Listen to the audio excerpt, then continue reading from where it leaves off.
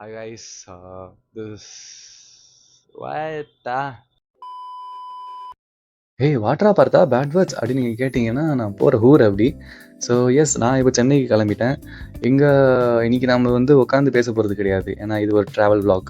So இங்கே டெலாய்ட்டில் இருக்கிற ஒரு பெனிஃபிட்டில் வந்து every year December month Christmas leave ஒட்டி வந்து ஒரு வாரம் டெலாக் டிஸ்கனெக்ட் லீவ்னு நம்மளுக்கு கொடுப்பாங்க.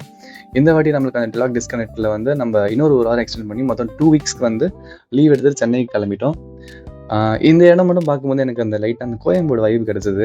ஸோ உங்களுக்கும் அந்த மாதிரி ஃபீல் ஆச்சு, நான் கமெண்ட்ஸில் சொல்லுங்கள். So back to the topic. நான் யூஸ்வலாக வந்து ட்ராவல் பண்ணுற பர்சன் இல்லை. நான் அதிகபட்சம் பண்ண ட்ராவலே வந்து ஹைதராபாத் டு சென்னை, சென்னை டு ஹைதராபாத், அந்த மாதிரி நம்ம ட்ராவல் பண்ணியிருக்கோம். ஸோ இந்த வாட்டி நம்ம போகிறதையே நம்ம ஒரு vlog மாதிரி எடுத்து டாக்குமெண்ட் பண்ணக்கூடாது தான் பிளான். ஸோ நான் இருக்கிற ஏரியா வந்து கோபிஹெச்பி காலனி. அங்கேருந்து நம்ம வந்து 2 மெட்ரோ பிடிக்கணும். 2 மெட்ரோ பிடிச்சி சிக்கந்தராபாத் போனோம்னா நம்மளுக்கு அங்கேருந்து தான் மெயின் ட்ரெயினுக்கு. ஸோ நம்ம மெட்ரோ ஏறி நம்ம போகலாம்.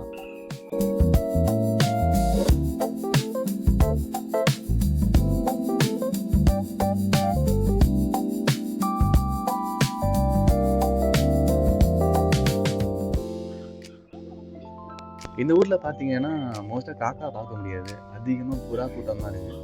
ஸோ எஸ், நம்ம இந்த புறா நண்பர்களுக்கெல்லாம் வந்து டாட்டா சொல்லிட்டு கிளம்பியாச்சு.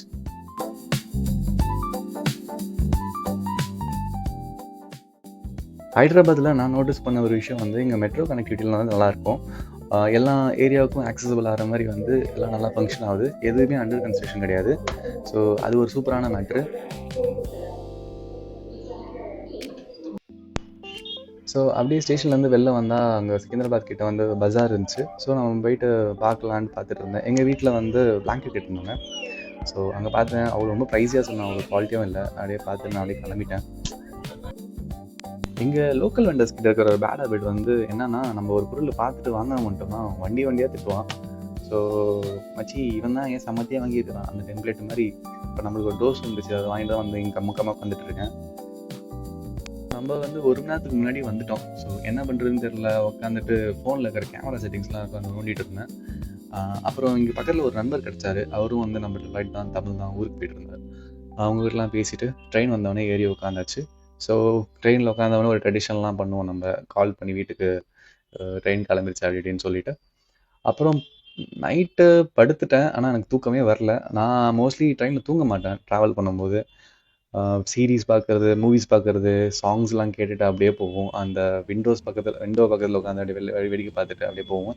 ஆனால் ஒரு பாயிண்ட்டுக்கு அப்புறம் எல்லாமே கடுப்பாயிடும். செம்ம ஸ்லோவாக போவோங்க டைமு. எனக்கு செம காண்டாகும் அந்த டைம் பாஸ் பண்ணுறது.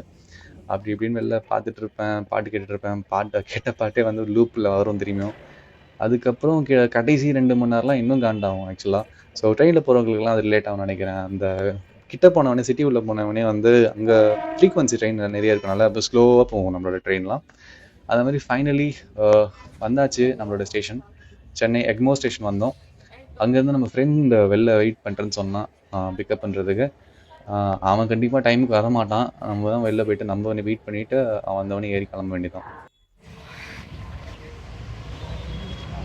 இறங்கியாச்சு.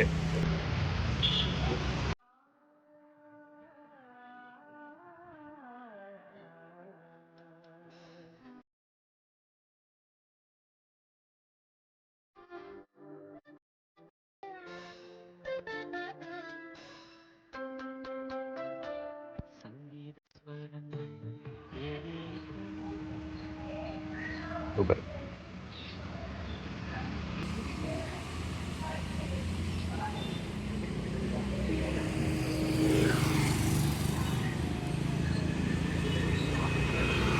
தாண்டி போற யூஸ்வலாக நான் வந்து ஊருக்கு வந்து இறங்கினோடனே வீட்டுக்கு போகிறது தான் பழக்கம். ஆனால் இந்த வாட்டி அவன் வீட்டுக்கு இறா வாங்கணும், மீன் வாங்கணும்னு சொன்னான். ஸோ பக்கத்தில் அப்படியே பீச் சைடு போயிட்டு நம்மளும் மீன் வாங்கலாம், வீட்டுக்கு கால் பண்ணி கேட்டேன், அவங்களும் ஓகேனாங்க. இப்போ எனக்கும் அவனுக்கு சேர்த்து மீன் வாங்கலான்னு அப்படியே கிளம்பிட்டோம். அன்னைக்கு ஸ்பெஷலாக சென்னையில் மேரத்தான் போல். ஸோ பீச் சைடில் சில பேர்லாம் ஓடிட்டு இருந்ததை பார்க்க முடிஞ்சுச்சு. ஸோ அங்கங்கே ரோடும் பிளாக் பண்ணியிருந்தாங்க. அப்படியே டேக் டைவர்ஷன் எடுத்துகிட்டு அப்படியே பட்டினப்பாக்கம் உள்ள வந்துட்டோம். பட்டினப்பாக்கத்தில் வந்து ஒரு லேடி செம்ம கைண்டாக ஸ்வீட்டாக வந்து அவங்க பயங்கரமாக செல் பண்ணாங்க. ஸோ என்னை உள்ளே போய் தேடுற வேலையை இருக்கல, மொத்தமாகவே அவங்களுக்கே இந்த பிஸ்னஸ் கொடுத்துட்டேன். அக்கா யாரா அவ்வளோக்கா எது சின்னது எவ்வளோ? அப்பா இது 350 ரூபா போறது, 400 ரூபா போறது. ஒரு கிலோ போடவாப்பா? அப்பா பொருள் நல்ல பொருள் ஐயா. அவனுக்கு எவ்வளவுப்பா வேணும்? வஞ்சிரம் வாங்கிட்டு வந்துடுறேன். வஞ்சிரம் எங்க இருக்கு? தம்பி ஒரு போனி பண்ணிட்டு பையா உன் கையால. நான் வரேன். வஞ்சிரம் வாங்கிட்டு வந்துடுறேன். வாங்கிட்ட வாங்க. ஒரு கிலோ வாங்க. ஒரு கிலோ. எவ்வளோ சொன்னீங்க? 250. 350. சரி 300 ரூபா போடு, உனக்காக போடுறேன் போடி. இவன் தனியாக போடுங்க. ஃபர்ஸ்ட் உனக்கு அரை கிலோ போடுமா?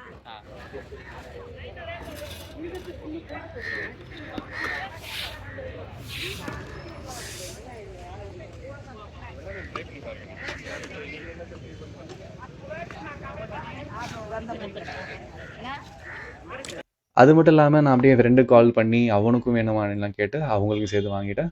ஆனால் நவீன் அங்கே பக்கத்தில் க்ளீன் பண்ணுறதுக்கு இருந்துச்சு, அங்கே கொடுத்தாங்க. 1/2 மணி நேரம் 3/4 மணி நேரம் ஆச்சு அங்கே க்ளீன் பண்ணுறதுக்கு.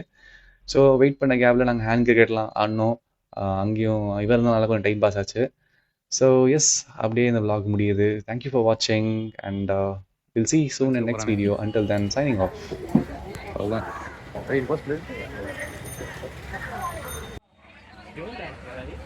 400 ரூபா. 400. உனக்கு உனக்கு தான் 400. எனக்கு 400.